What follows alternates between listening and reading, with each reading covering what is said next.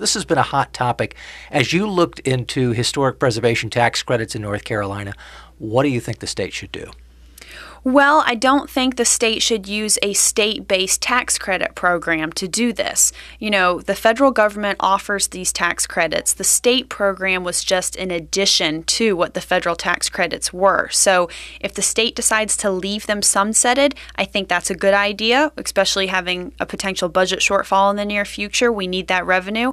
If the General Assembly feels absolutely necessary that something has to be done with historical sites, then it needs to be done at the local government level and not at the state level through a tax credit program.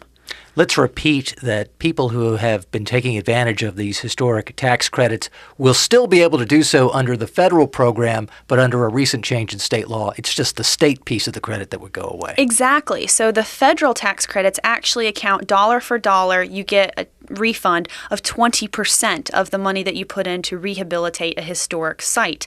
Well, the state also threw in an additional 20%.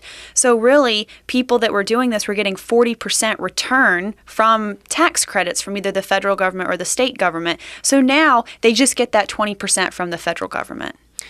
If this has to be done at all, why should it be done at the local level instead of the state?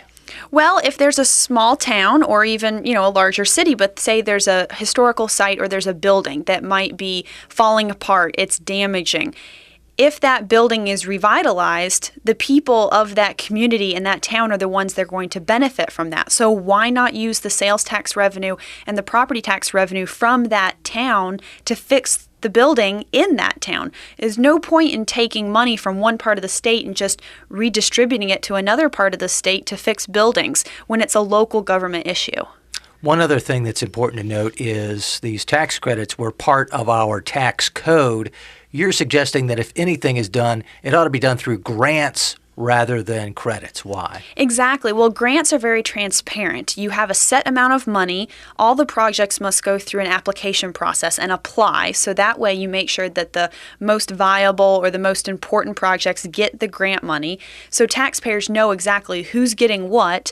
And at the same time, it cleans up the tax code. We talk about trying to clean up the tax code, make it very easy for taxpayers. And the more credits we have in the code just makes it very, very difficult and hard for these people. So by moving it to a local grant program, it cleans up the state tax code, it puts the focus on local governments, and it makes the process more competitive so that way only those historic sites that need the improvements get them.